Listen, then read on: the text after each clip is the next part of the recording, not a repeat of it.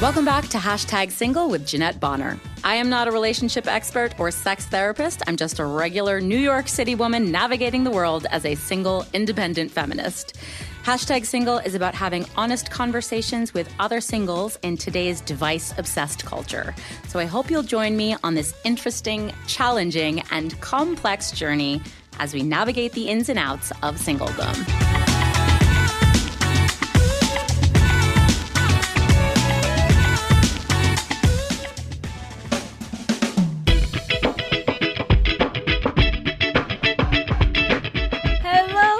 Singles, welcome back to Hashtag Single with moi, Jeanette, your host. Thank you for joining us today. This is episode number 2 of February of this year, and if you've been playing along, you know that we are having a single man drought.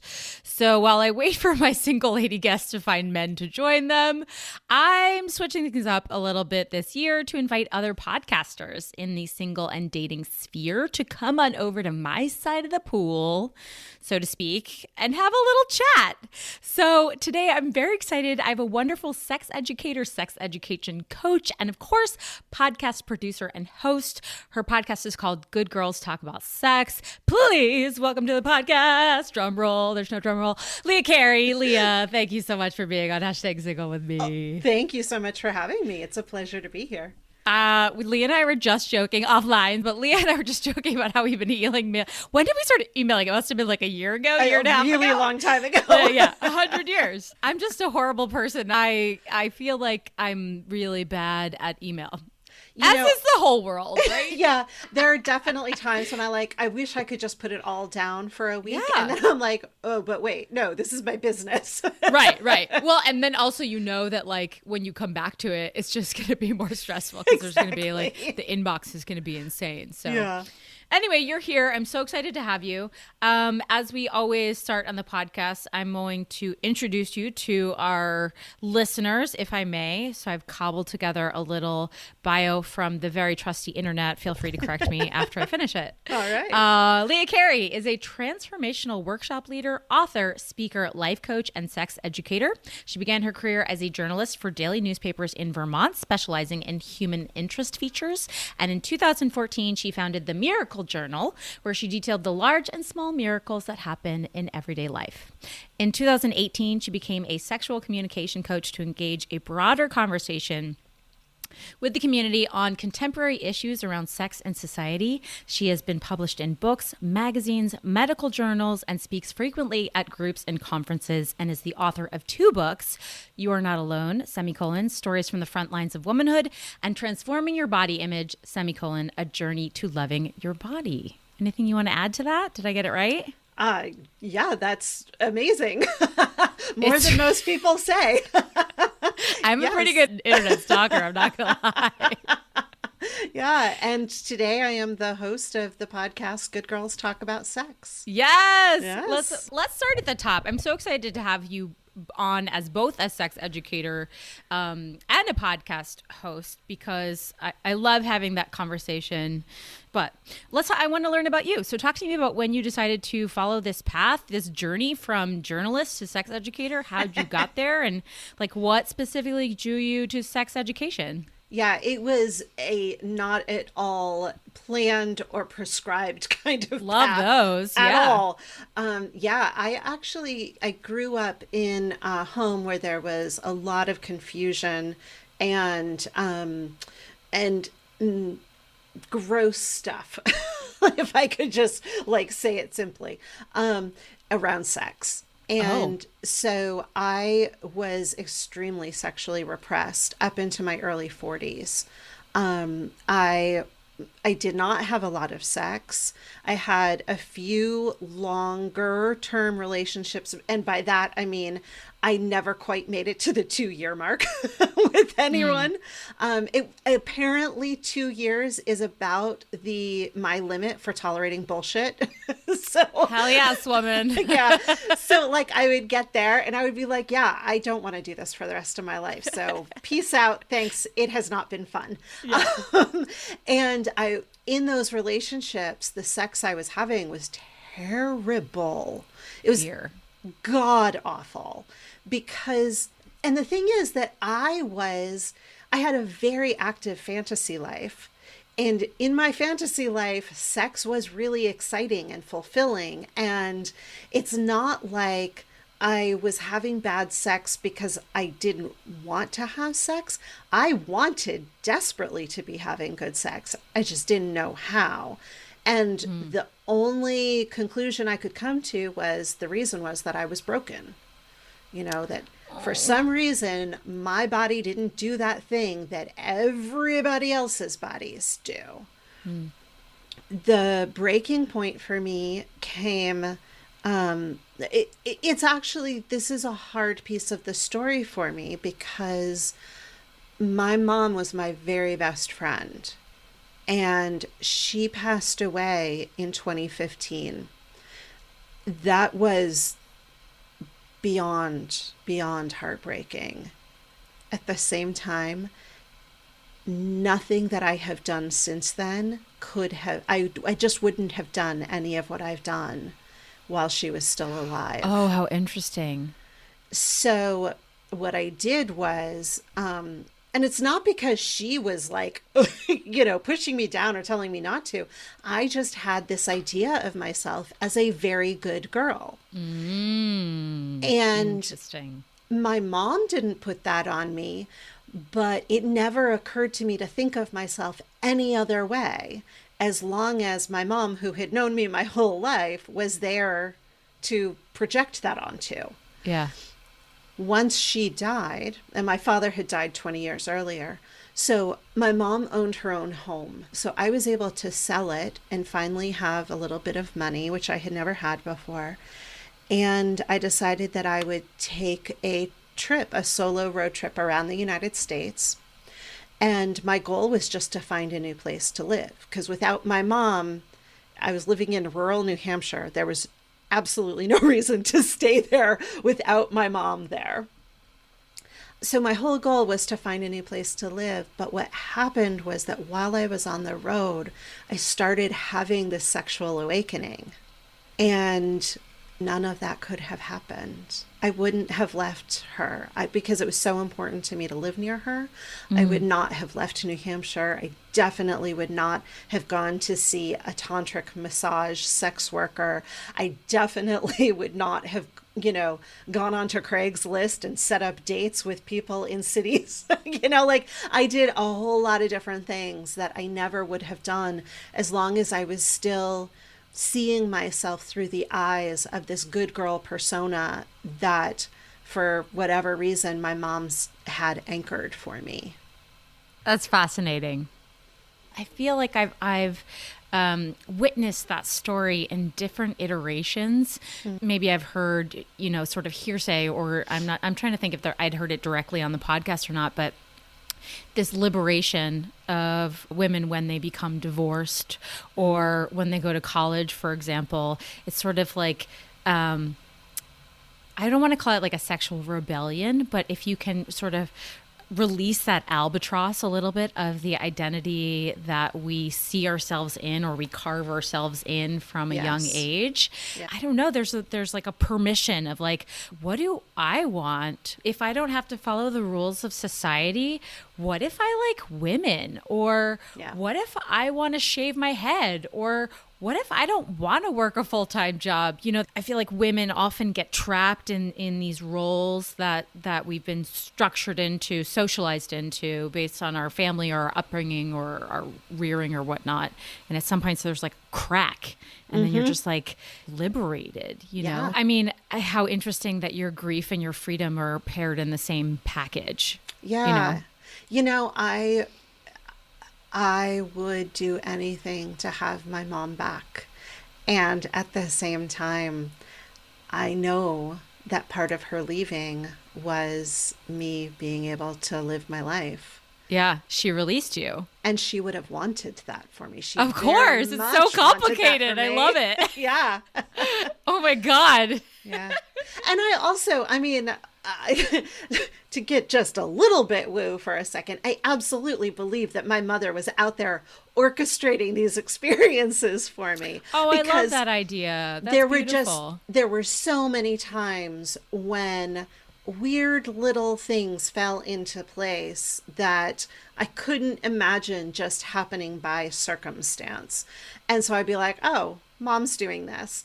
And while my mother would have been totally freaked out by the idea of me doing some of the things that I did while she was alive, I definitely think that she was out there wherever she is cheering me on. Oh, that's sweet. I love the selective protectionism. It's like you don't want mom to watch you while you're having sex, but right. Like, thanks for helping me find myself. Mom. Yeah. She's like, just tune in the channel on this certain time, but all the other stuff, just like go back into spirit world and hang out with the people you know. Yeah. I love that. So are you still writing? Are you still a journalist, or have you left that completely for this new life? I have left journalism. That was a really great experience for me. I worked for the newspaper for 8-ish years. And that helped me to develop a really good understanding of how to talk to people about hard things. Most specifically, when my mom died, we had an extremely difficult experience with hospice. And when I went back to work after she had passed away, and I, had my bereavement time, and I went back and I went to my editor and I was like, I want to burn this shit to the ground. Like, give me the front page. I will take them down. Yeah. And he, of course, wants to sell newspapers. So he was all about it. But thank God I took a breath and I stepped back for a few weeks, and I finally went back to him and I said, here's what I actually want to do. I want to spend a year looking at the way that we help our loved ones to die in this country and in this culture. And he gave me basically every other week, so there were 26 articles, he gave me a page of the newspaper, which is unheard of. Like, that's just crazy pants. But he gave me carte blanche to interview whoever I wanted to interview, talk about whatever I wanted to talk about.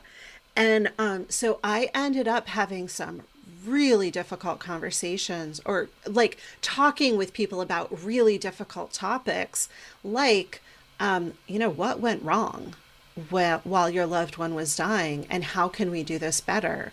Or what do you wish could have happened in the days before they died? Like really hard stuff. And like, what are the ways in which you still judge yourself for having done it poorly, even though you were doing the best you could? And so all of that work gave me the confidence to have these conversations about really tricky subjects and know that I was someone people would open up to. So when I eventually started my podcast and was going to ask people about their sex lives, I mean, I was nervous, don't get me wrong, but I walked in knowing that I had a basic ability to have challenging conversations and hold that space. And so that was an incredible boon for me. But you became a sex educator before you started the podcast, right? It all sort of happened in tandem. So, okay. Yeah, what happened was I went out on the road. So this began, I left New Hampshire, where I had been living, in July 2017. And I was out on the road for about 9 months in total. So I was traveling, I was having all of these experiences around sex and sexuality, and I was writing about them for this group of girlfriends on Facebook. They were sort of my safe place. And I started this whole thing by saying, like, I'm doing some stuff that feels so outside the box, and I don't know if you want to hear about it, but here's what's going on. And like, tell me if this is TMI and you want me to stop. And all of them were like, tell us more. Wait, were the girlfriends like majority partnered up? And There, marriages or long-term relationships? it was all over the map. Oh, okay. We had taken a writing class, an online writing class together, and we had just really bonded. So there was no common thread amongst us except that we loved writing. So there were single women, women in very long-term relationships, so women in the latter part of their lives where they didn't really care about sex anymore. Women who never had sex, they were like in their 20s and hadn't had sex yet, just like all over the map. So I was nervous about letting them know what I was doing, but it also felt like a safe place. And they wanted to know. And every time I posted something, they were like, tell us more. We can't wait for the next installment. And I was not just writing about, like, here's this salacious, titillating thing that happened to me. I was writing about, like, here is this thing that happened, and here are all of my feelings about it. Mm-hmm. Like, here's what I learned. Here's the myths that I just broke for myself. Here's the hard stuff that came up for me. Here are the places where I still need to heal. And in watching me go through that, these women started writing back to me and saying, first of all, thank you for helping me to unlearn things that I learned in the same fucked up ways you did. Here's what I'm taking away from what you're writing, but also here are the experiences I've had in the past, and here are the questions I have.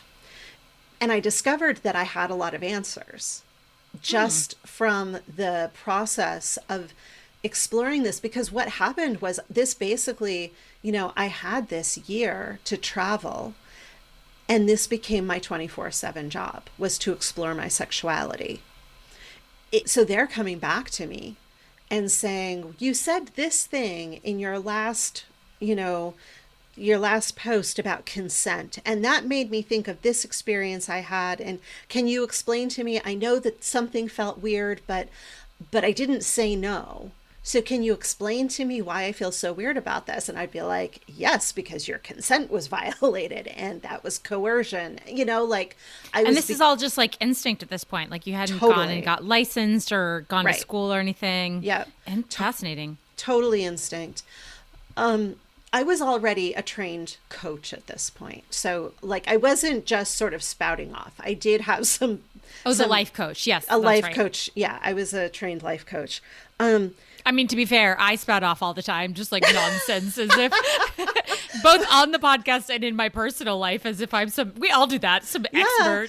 Well, you know what I mean? What Dan Savage says is what qualifies you to be a sex advice columnist? The fact that people ask me questions about sex. Exactly. I'm a human being. Yeah. Pretty much, yeah. So they started asking me questions, telling me their stories. And that was when I was like, we are having the conversations I've always wanted to have, and I didn't know where to go to have them. Mm-hmm. And so I started asking them if they would be interested in recording conversations with me about their sex lives. And, a couple of them said yes, which was incredibly brave of them. And I recorded them, and that was the beginning of the podcast. Those early conversations have never been released and probably never will be. But what they helped me to do was to sort of figure out what I wanted the podcast to be. And it's literally just talking to everyday women about their sex lives. And I should clarify, when I say women, that includes all people who were brought up as little girls, regardless of their gender, experience and expression today, plus transgender women. Well, that's an interesting definition. I think, I thought you were going to say anyone that identifies as a woman now, but it's fascinating to say people who were gendered as women, as because the process of, I guess, a sexual awakening as little girls is part of this story. Yeah, exactly. Yeah. What I'm interested in is how we were socialized. I agree. I'm fascinated by that as well. And I think that's huge and massive, especially in our patriarchal society, and the way that we sexualize. I'm not going to make it nice. We sexualize girls at a young age. Absolutely. And we set them up to be a certain way. And, you know, you can say that that's not real anymore, but it fucking is. Oh, it absolutely is. Yeah. It's part of the water we swim around in. Yeah. I don't care how progressive your parents are.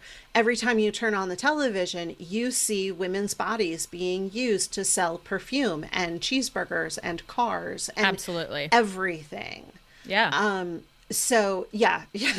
And even just like I posted this on social media, I don't know, a couple weeks ago, but there was, and it's an old clip, but there was a young actress when she was on Tonight Show, and she's like 8, and she had just been in the Miracle on 34th Street, and he asks her, "Do you have a boyfriend?" And it was like, this is so creepy to watch as an adult woman living in 2022. Like, why? I got asked when I was 8 if I had a boyfriend, but like, why was that okay? Why was that okay for old men to ask us, "Do you have a boyfriend? Is there anyone in school that you like? Anyone you want to get married to?" Totally. And I was like, that was normal. So gross. There's a clip of Britney Spears when she was back on, oh God, what was that show? Star Search with Ed McMahon. And she's about that age. She's about 8. And she just went out there and she killed it. And she's so talented. And he says to her, "Do you have a boyfriend?" And she sort of does that nervous giggle that we all learned to do. Yeah. And she says, "No." And he says, "Well, what about me?" It is so fucking disgusting. And we looked at him as like our, collective uncle. Yes. Yeah. Oh God.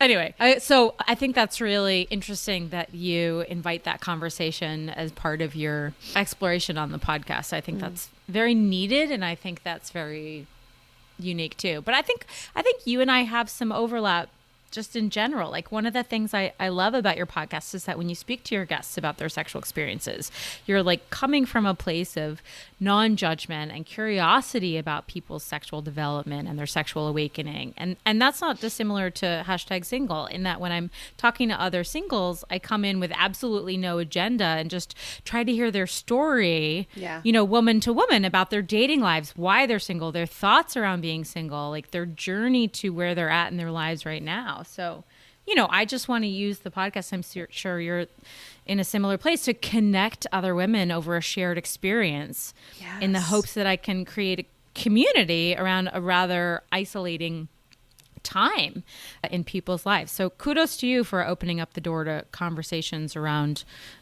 often taboo topics. And what you just said is exactly my reason for doing it. I spent so much of my life, literally 4 decades, thinking that I was broken and I was completely alone. And that I was the only woman in the world who was having these experiences or these feelings, because I was watching all these other women, and social media has made it even worse. And it becomes very hard to know what's real and what's not.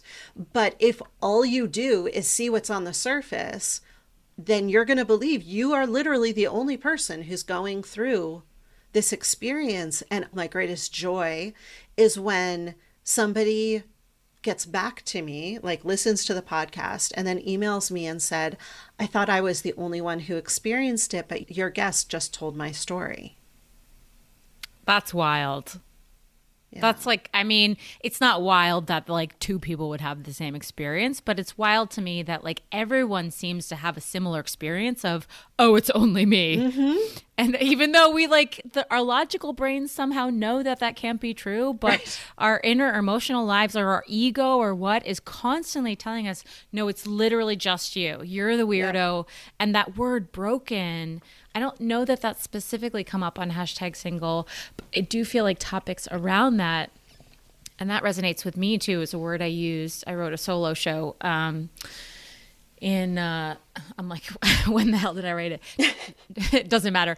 I wrote a solo show called Love Guts High School, about a high school crush on a really good friend, almost quasi best friend, that I lost my virginity to, and it became this like obsessive, imbalanced relationship, very damaging. And I believed that he didn't want to date me, and then I couldn't get past him and have a real relationship because I was broken. That's a word I use in my show, and I believe that. I thought there was something wrong with me. Like I had either, I don't know, I couldn't figure out like, well, is it me as a human being that is not desirable or likable or relationship worthy?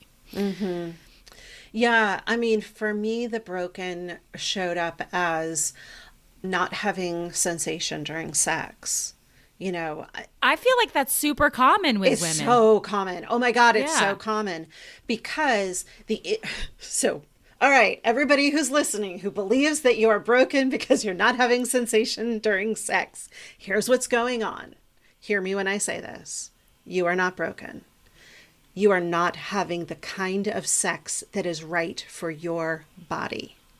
You are probably having sex that the other person or other people want to have because it's right for their bodies, and you have been socialized to take care of everyone else before you even think about yourself.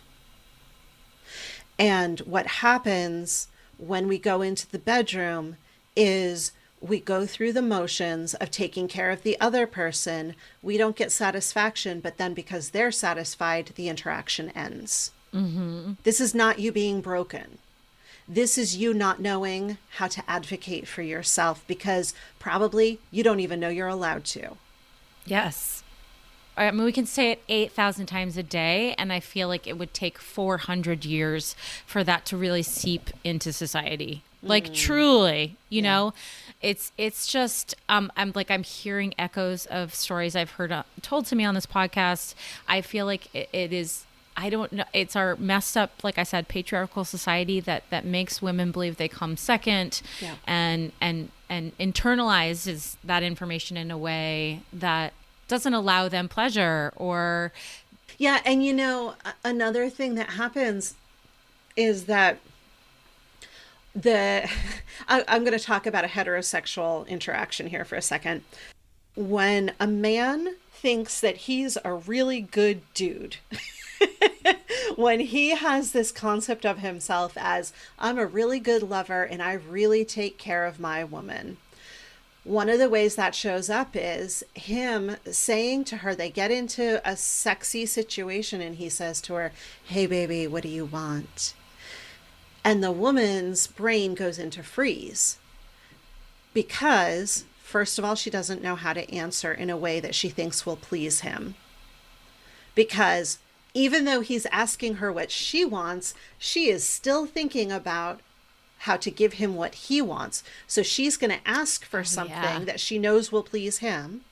And second of all, what he's really usually asking is, what thing can I do to you and to your body for, you know, the next 2 to 3 minutes before we get down to doing what I want to do? And there's a huge disconnect there because the way that and here I'm going to use some really broad generalizations. So this is not true for everyone, but, you know, when we're talking at a more societal level, the male turn-on cycle happens really fast. They see something and they go, oh, I want that. And they go about getting it. The female turn-on cycle happens much slower. Right. And it's like climbing a hill. You know, while his is a spike, hers is climbing a gentle hill. And so that turn-on cycle never has an opportunity to kick into gear when we're following the male turn-on cycle, where he says, I see your breasts, I want you, here we go having sex, what do you want? Okay, I will, you know, flick your nipples for 90 seconds and then I'll pound you. The woman's turn-on cycle in general needs to feel connected, to have the conversation that helps her to feel really, you know, held and seen by her lover. You know, there are lots of different ways that can manifest for different people. Every person has their own version of this. But in general, when the guy says, what do you want? What can I give you? The answer is we need to go back an hour and sit down and have dinner and get really connected. That's what I need. But I don't know how to say that. So what I'm going to say is flick my nipples. Yeah, right. You know what I was thinking about the other day? How in high school, like you'd lie on the couch with someone and watch a movie, and because you haven't gotten to like that next step yet, you would spend hours, or at least I would spend hours, like I'm saying we, but he would spend hours just tracing my belly button. Yep. Because it was sort of like a, can we go there? Yep. Can I go lower? But it'd take like 30 minutes for him to work up the nerve, you know? And I was like, but it was kind of nice to just have someone like stroke your lower belly for 30 minutes. You know, I haven't had that kind of sex in years. And the reason is because once we cross that threshold, once we have sex, the assumption becomes that anytime we touch each other, we're going to have sex. Yes. As opposed to when we touch each other, it's for the sake of touching each other. Yeah. And exploring each other's bodies and having that connection. And then sometimes that may lead to sex, but it doesn't have to. It's not a requirement. It's not an expectation. It should literally never be an expectation, because that's not consent. That's not how consent works. Consent is ongoing, meaning in this moment, I am choosing to do this thing. It's not, I'm going to lay back and wait for this to be over. That's not consent. 100%. Just because you didn't say no doesn't mean that you said yes. And I hear from so many women who are like, well, I mean, what happened to me wasn't assault. It's not like I said no. And I'm like, okay, so walk me through what happened. Well, he asked and I said no, and he went back to kissing me, and he asked and I said no, and he went back to kissing me, and he asked, and I was like, well, I guess we might as well. Yeah, that's not fucking consent. That's coercion. Yes. Yeah, I love that you delineate that on your podcast, because I don't think that is a word that people, you know, it's not just like as black and white and as yes or no. It's a spectrum. And the word coercion is very interesting because it's very much aligned with power and authority. And it's not like coercion like violence and assault. Coercion can be emotional. Totally. You know, but we don't talk about that. Yeah. Coercion is mostly emotional because it's playing on all of your insecurities. And we have been brought up to believe that if we give in, then that's on us. As opposed to sometimes it feels safer to give in. You know, I know that if I upset him, again, I'm talking in heterosexual terms. This can happen in relationships of varying gender makeups. But, you know, I'm afraid that if I upset my partner, they're going to sulk and they're, you know, they're going to be in a bad mood and bitchy to me for the next 2 days. I don't want that. It's easier to just give them 10 minutes of my body.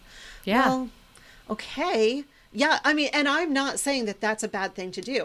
I have done that many, many, many times in my life, but that's not sex. That's just laying back and sort of being a masturbation tool, you know?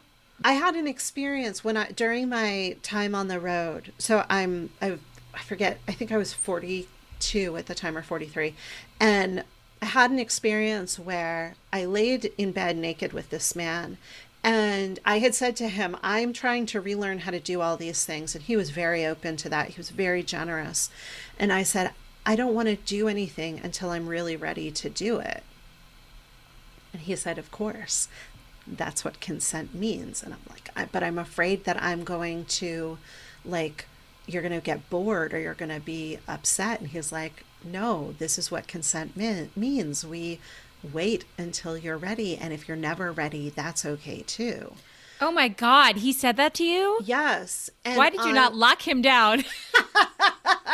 What the hell? I've never had a man say that to me, literally ever. I know. That's amazing. And that was when I realized that I don't think I had ever actually said yes to sex before. Like a real full-throated, heartfelt yes. No, I don't think I have either. Yeah, I had well, I mean, not a million, but I had a lot of experience of not saying no, or saying yes through coercion, or saying yes because I didn't want to upset the other person, or any of 100 other reasons. But had I ever actually said, oh my God, come here, I want you now? maybe once. Right. Yeah. And I think we like kind of trick ourselves into, like just thinking through this and talking with you now, I think about the ways that I tell myself I'm in power, or I tell myself it was my choice, but maybe really it wasn't. or like my version of what I think is in power is still wrapped up in the act of pleasing a man, which I think is sort of embedded in my personality, and I can only attribute that to the way I was socialized. I can't say it's a logical choice, but that I do that. So who knows? I mean, we're all growing. We're trying. Exactly. We are all doing the best we know with how to do in the moment. Yeah. Obviously, when we're talking about sex, and we've been doing this right now, it's mostly talking around partnered experiences. But just to sort of, make this a full collaborative convo, I wanted to talk to you about sex as it refers to single people. Yeah. And the thing is, that doesn't always just, our brains just go like, oh, that means masturbation, but it doesn't always. What it means is it's sex as a part of the dating process, which I don't think a lot of people talk about.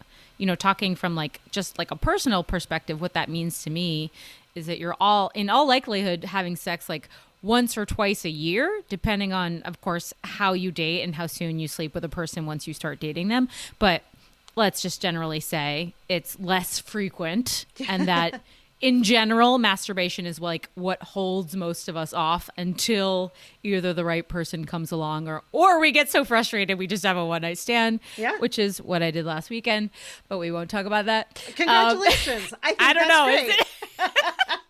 I don't know if it's the congratulations are in order. I mean, as long as it's something that you wanted in the moment that it happened, I see it is absolutely nothing. But it was one of those things where I was like, if I don't have sex soon, I think I might die. Yeah. I don't care who it is.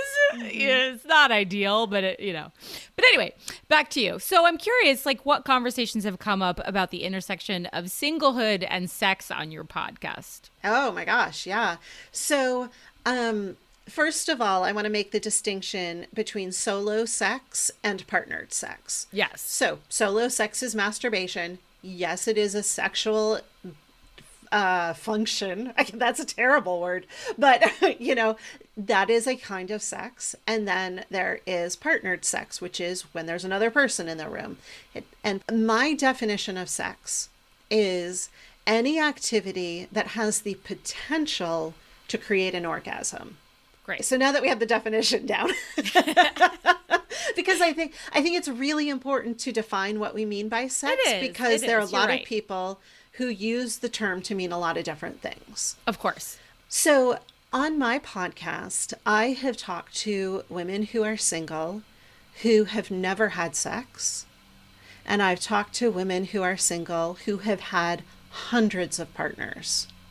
And I think that they are both entirely valid experiences. The women who have had hundreds of sexual partners, I think that the assumption that most people would make is that they would show up and be like, I really kind of regret that. And some have. And some have been like, hell no, I've absolutely loved what I've done. Yeah. And so I think it's so important to recognize that the choices that you have made for your body are nobody else's freaking business. And there's no reason to judge them. They are the decisions that you've made. Like you said, you had sex last weekend. It sounds like it was a one-night stand.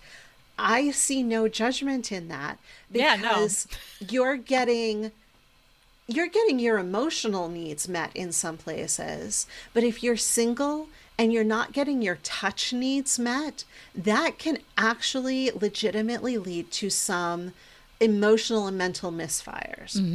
Are you familiar with the concept of touch deprivation? Or absolutely. Yeah. So when you're single, if you're not having your touch needs met, and this has gotten so much worse during the pandemic, that can lead you to depression or things that look like depression, anxiety, things that look like anxiety, sleep disturbances. There are lots of negative consequences of not getting our touch needs met.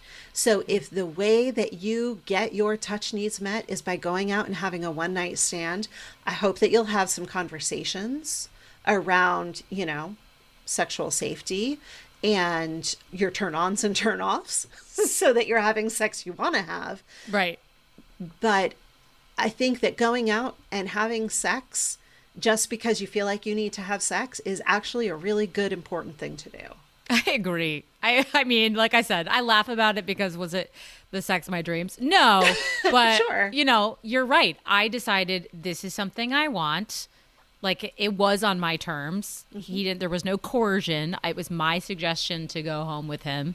I was like all very much like, I've picked you. I've decided we are doing this tonight. And I agree. Like I just, it did feel like scratch an itch. Like that's a horrible analogy, but like, it did satisfy something on some level of like, I just needed naked time. Yes. I just needed to feel desired. I'm good for another 6 months. Yeah, you know what I mean? Exactly. And even if you were only good for another 2 days, that would be okay too. Right. And if listeners have just heard me say, I hope you have some conversations about turn-ons and turn-offs, there's actually a conversation rubric that can be really helpful called STARS. And yes, tell us more. Okay. I'm intrigued. I will give you a link to an episode of my podcast where we talk about this. It is 5 letters, STARS, and they each stand for a portion of this conversation to have. The first S stands for STI status, making sure that the person who you are about to hook up with, that you know their status and they know your status and you're both comfortable. That does not mean that if somebody says, I have herpes or I have HIV or any of those things, that they are automatically off the table. But it does mean that you need to have informed consent about what you're getting into and vice versa. And you need to know what the safety protocols are for you to maintain your health the way that you want to. So that's the first S. The T stands for turn-ons. What will make this a really enjoyable, fulfilling experience for you? In general, if you're having sex with somebody, they want you to have a good time.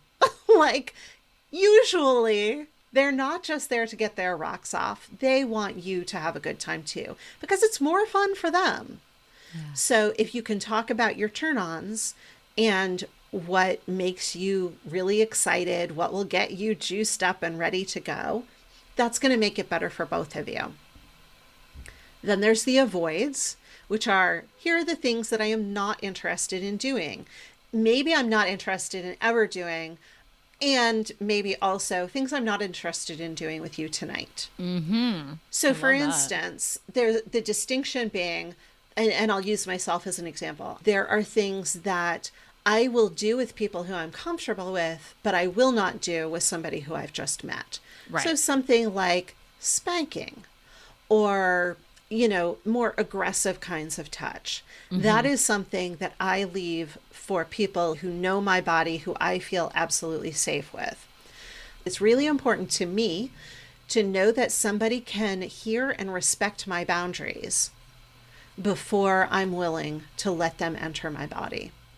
So that was STA. R is relationship expectations. And this is where I think so many hookups just become so dramatic and terrible, because the two people walk in with different relationship expectations. One walks in and is like, this is going to be a fun couple of hours and then I will never see you again. And the other is like, oh my God, this could be my next partner. Yeah. I want to be with this person. I really like how they look and sound and smell and the way they move in the world. This could be it. And then they have sex, and the one who was like, this is going to be a few hours is like, peace out. This has been great. And the other person feels devastated. Or even that just like spills over into like, are we the kind of people that are going to do this next weekend? Are we texting in the middle of the week? Or is it Totally. just sort of like, we're going to pretend this never happened and I'm going to get a random text from you at midnight 4 months from now? Yes. No one Exactly. ever has that convo. Exactly. So, like, one of the things that you can talk about here is I would really like to get a text the next morning. Like, I don't need this to be an ongoing thing, but I just want to know that what we did was meaningful enough to you that you want to know how I am. Or it's okay with me if you want to have a booty call once in a while.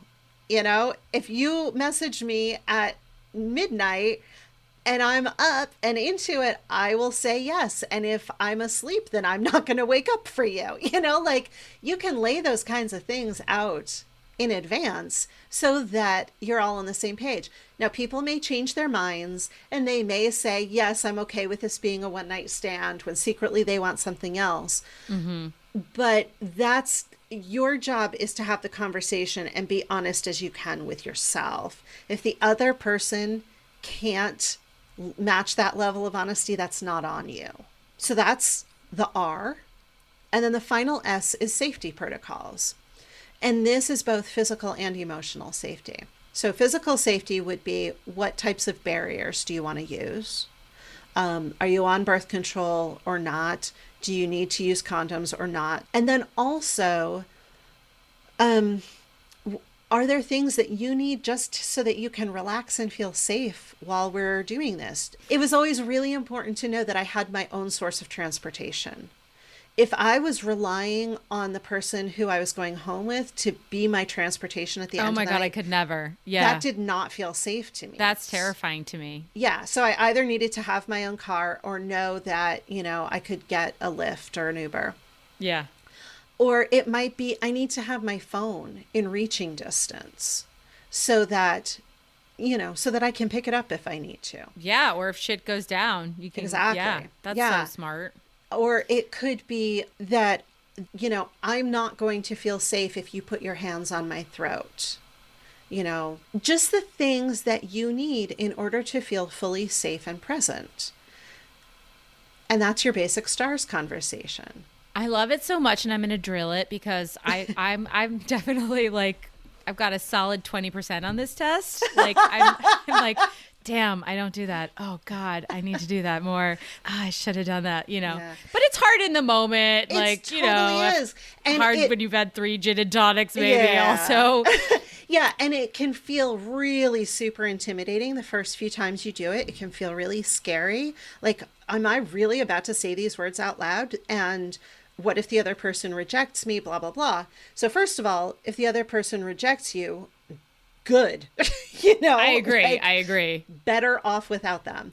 But also, it does require a few times going through it for it to really feel like, okay, I'm safe and okay having this conversation.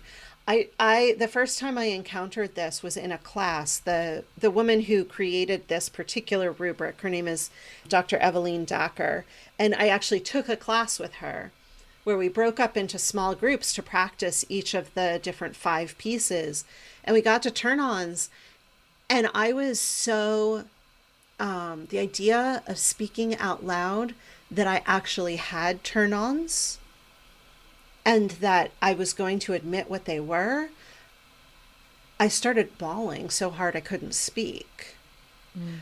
So if this sounds really scary to you, you're not alone.